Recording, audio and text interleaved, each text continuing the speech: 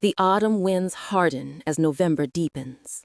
On the decks of Japan's newest carriers, Akagi, Kaga, Sōryū, Hiryū, Shōkaku, Zuikaku, crews scrub steel, inspect arresting cables, adjust radio gear.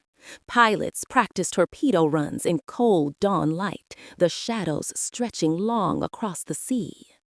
Engineers test engines until the smell of hot oil blankets the hangars. The combined fleet breathes with purpose. Not confidence, purpose. At the center of it all, on the flagship Nagato anchored in Hiroshima Bay, Admiral Isoroku Yamamoto stands alone on the quarterdeck.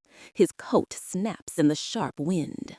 Far below, sailors march across the pier in perfect rows, but he barely sees them.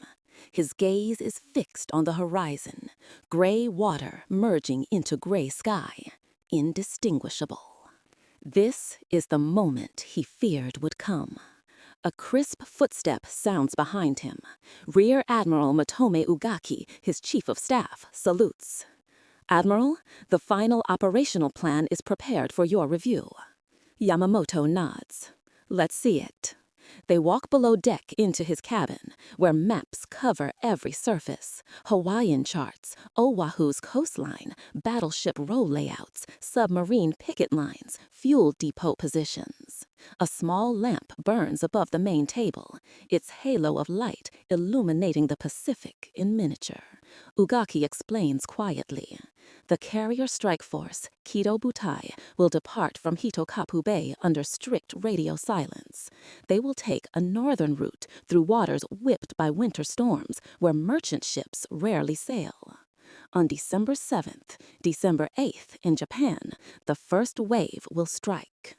Torpedo bombers, dive bombers, high-level bombers, fighters sweeping the skies.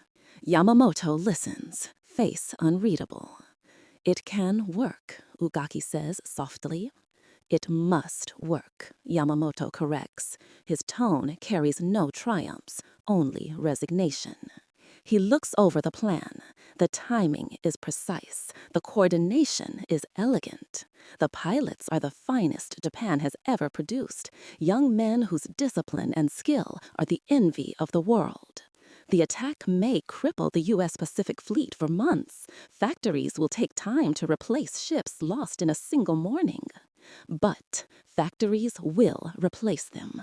Yamamoto rubs a hand across his eyes. "We are engineers building a temporary dam against a rising ocean," he murmurs. "Even success brings only delay." Ugaki hesitates. "Sir, your memo to naval staff, do you believe they took it seriously?" "They took it seriously," Yamamoto says, "but not practically." A beat of silence. "They believe a short war is possible," he adds. "They believe victory in the South will force negotiations." Ugaki lowers his voice. "And you do not?" Yamamoto shakes his head. "No. No nation with America's industrial base negotiates from weakness. They will rebuild. They will mobilize. They will fight to the end." He taps the map softly with one finger. "And then they will come." Ugaki watches him, troubled. "Then why strike Pearl Harbor at all?" Yamamoto turns toward the porthole, where a sliver of winter sunlight glints off steel-gray waves. "Because if we are ordered to fight, the Navy must give the nation its best chance, however small. A preemptive strike is the only chance we have to delay defeat." Ugaki swallows. Delay, not prevent, not avoid, not overcome. Delay. The truth hangs in the air like smoke. A knock at the door. A young officer from Naval Intelligence enters, salutes, and hands Yamamoto a decoded message. "Sir, Army High Command has approved the final operations directive. War is to begin in early December unless diplomatic efforts succeed." Yamamoto signs the document without sitting down. His signature is firm, practiced. A commander's signature. But when the officer leaves, Yamamoto stares at the ink as if it were a stain that will never come off. Ugaki speaks gently. "Sir, you have done all you can." Yamamoto answers with a humorous smile. "That is what frightens me." Later, he walks the deck again. The sun has dipped low, staining the water with streaks of bronze. Sailors pause and salute as he passes. He nods to each of them, memorizing faces he may never see again. "We will run wild for 6 months, perhaps a year. But after that, I have no expectation of success." He had spoken those words to Nagano, to other admirals, even to diplomats. He had written them in the memo. He had whispered them privately to trusted friends. Now the words echo back to him, cold as the winter air. 6 months, maybe a little more. Then the tide will turn, and Japan will face the long, grinding, inevitable mathematics he warned them about. A gull circles overhead. Far off, the low hum of engines rises as aircraft return to the harbor, forming dark silhouettes against the dying sky. The Empire is preparing for the blow. Yamamoto is preparing for the aftermath. He turns from the horizon and walks back inside, the door closing behind him with a soft, final click, like the sealing of a fate. December 7th, 1941, Northern Pacific. A black sea churns beneath slate clouds as Kido Butai slices through winter waters. The carrier decks glisten with frost. Air crews huddle in thick jackets, breath rising in pale clouds. Engine cowls are warm to the touch. Metal hums faintly in the pre-dawn cold. On the flagship Akagi, Vice Admiral Chuichi Nagumo stands with binoculars raised, scanning the horizon as if expecting the ocean itself to protest what is about to happen. Around him, the command staff prepare final reports, whispering into clipped headsets, checking signal flags. A faint orange blush hints at sunrise. Far below deck, in the ready rooms, pilots adjust gloves and harnesses. Some tap Lucky Charms tucked inside flight suits, a coin, a family crest, a scrap of cloth. Others sit perfectly still, eyes closed, breathing with the calm discipline drilled into them by years of training. They know history is about to shift beneath their wings. But none of them know the deeper truth, that the architect of this moment does not believe it will change the final outcome. Miles away, on Nagato, in Hiroshima Bay, Admiral Isoroku Yamamoto sits at a plain wooden desk, a map unfolded before him. He has not slept. He does not intend to. A single lamp burns, its glow reflecting off his steel-rimmed spectacles. Outside his cabin, officers walk quietly, sensing the gravity of the hour. At precisely 3:20 a.m. Hawaiian time, a coded message reaches Akagi from the scout submarines positioned near Oahu. "Climb Mount Niitaka. The signal for attack." Nagumo orders flight operations to commence. The carrier decks erupt into motion, crews scrambling, wheel chocks pulled, engines roaring awake. Propellers blur into spinning discs. Frost melts off wings under the furnace heat of radial engines. Deck officers wave batons, their silhouettes stark against the floodlights. Then, one by one, like arrows loosed from a bow, the aircraft lift off into the fading night. A6M0 fighters, their pale green fuselages gleaming like knives. B-5N torpedo bombers skimming low toward the sea. D-3A dive bombers climbing into the brightening sky. They vanish into the horizon, a stream of metal ghosts. Hours later, as the first wave approaches Oahu, dawn breaks across Hawaii in soft gold and blue. Palm trees sway gently. The air smells of salt and warm earth. On the deck of the USS Arizona, sailors raise flags, stretch, laugh, pour coffee from steel pots. On Ford Island, mechanics roll out aircraft for routine checks. The Sunday calm is perfect, almost staged. Then, at 7:49 a.m., Commander Mitsuo Fuchida radios the words that will shatter that calm. Tora, Tora, Tora. The attack begins. Back aboard Nagato, a junior officer approaches Yamamoto with a telegraph sheet. "Admiral," he says quietly, "the first wave has engaged the enemy." Yamamoto takes the sheet, but does not read it immediately. Instead, he folds his hands and waits for more. Minutes pass. More messages arrive. Success reports. Explosions confirmed. Battleships ablaze. The officer whispers, "Pearl Harbor is burning, sir." Yamamoto closes his eyes. He had known the plan would work. He had known the element of surprise would be overwhelming. He had planned it with precision, like a surgeon removing a tumor that will still kill the patient eventually. A distant boom echoes across the bay. Not from war, but from a training cannon somewhere downshore. Yet the sound jolts a realization through Yamamoto like a fever. In his mind, he sees American factories roaring awake, work whistles blowing, trains loaded with steel screaming across the Midwest. Shipyards lighting up under winter skies, men lining up at recruitment centers, angry, unified, relentless.